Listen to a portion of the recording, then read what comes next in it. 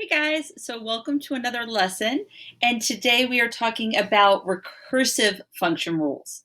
Okay, so remember a function rule is an equation. It's just a fancy name for an equation, right?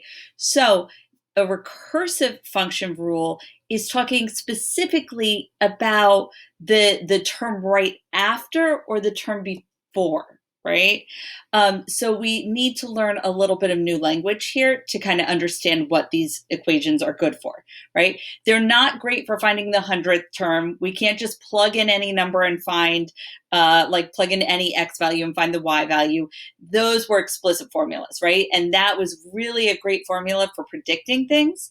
This is a lot closer to home, right? So again, we're just focusing, if we've got a sequence of numbers, we're focusing on the one that came before it, the one that came after. All right, so let's first start with what previous means, right? So previous means just the one that comes before. So if I have 5, 7, 9, right? So if I'm talking about 9, the previous term would be 7 because it's the one right before it. Okay. The next term, I think that's a little more common, right? So if I'm talking about 5, right, the next term would be 7. If I'm talking about 7, the next term would be 9. All right. So let's get into how you might see recursive function rules. All right. You might see it with function notation. And remember, anytime you have function notation, that's just kind of like a variable, and then right next to it, there's another variable in parentheses. So this is saying, okay, the function of n, right? So that's just function notation compared to subscript notation, where we have a variable, most commonly a, that we've been using, and then the other part of it goes down. So instead of being like an exponent, the other part goes down. And this n plus 1 just kind of describes what's going on more than like an exponent actually means something, like however many times you're multiplying a number, right? It means something mathematically. Whereas a subscript, where it's below, it's just describing it. Like this 0 just means the 0th term, right? Or term 0 is 8. This 1 just means the first term is 1. So these little numbers are more just describing the placement in your sequence than anything mathematical, right? Okay, so that's really important to know. You might see these in both notations, so just kind of be aware of that. All right, so let's get through with the, like, well, what does it mean, like the previous, like what is that? So if I have, again, let me just erase on top of here. Okay, so I have 5, 7, 9. Let me just write a few more numbers here. 11, 13. Okay, so here's my sequence. All right, and I would like to write it in a function notation, right? So the now term would be f of n. So any of these terms that I want, right? So let's say 11, f of n would be the now term, the term that I'm focusing on now, or usually the term that I know now. All right. The next term, right, would be 13. So that would be f of n plus 1. Okay. So this is your next term. Okay, so think about it. What would the previous, how would I show that in function notation, the previous term, right? If I'm talking about 11, right, I want to get to that, the number before it, right? So in function notation, this would be f, and then in parentheses, n minus 1. Okay, so when I look at the example that they give us, the now term, the term I'm focusing on, is represented like this. The previous term has n minus 1 in the parentheses, and then this is just plus 2. So I would say, okay, any term I have is going to equal the term before it plus 2. And I actually think, without even meaning to, this does that. So any term, right, like 11, equals the term before it, 9, plus 2, right? Okay, so that's all it means. Any term equals the term before it plus 2. Okay. Now this part doesn't match in this particular sequence. The 0 term is 8, right? And we don't have that up there. All right, so you can also write this as a subscript notation. All right, so the first one, let me actually put that in a color. So let me do green. So if I'm looking at this equation, when you see n plus 1, that's the same as right here. That's your next term, right? So they wrote it out right here. I'm going to put the same color so it kind of is easier to match. So this is the next term equals whatever term you're on now plus 2. All right. So the next term equals whatever term you're on now plus 2. All right. And again, the 0 term is 8. Let me change the color again. All right. And here, this a sub n, remember, if there's no plus or minus 1, that's the term I'm talking about right now, right? So this is the now term equals the previous, right? The previous one is n minus 1, previous. I'm just going to make a whole big mess out of this. So the previous term is always n minus 1, and I see that here. So the now term equals the previous term plus 2. All right, so here's a little bit more just on the notation. Again, even though there's an a here, this is actually function notation because they're the same size. Okay, so the first term is 3, right? The first term is 3.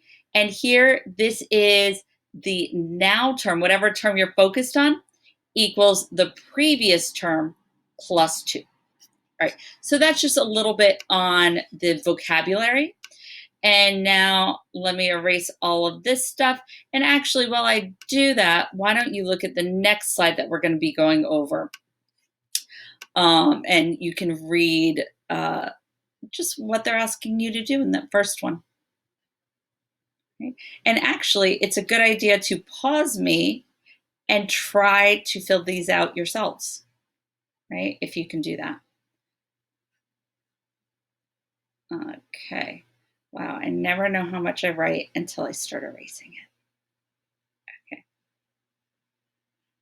All right, so f of n, right? So what would that be? If you said the now term, you are correct. Okay, here I've got a plus 1, right? So if I'm adding 1 to the term number, then that would be my next term.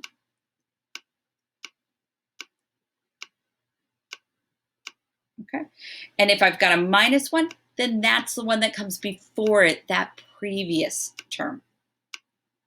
All right, that's a long word, so I'm just going to put prev for previous. And then if it's f of 0, that just tells you where in the order sequence. Remember, we rarely have a 0 term, but in this case, you know, it does happen. So this is the 0 term. Okay, so the same stuff goes on over here.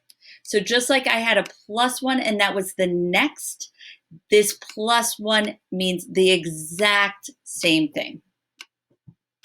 Okay, next.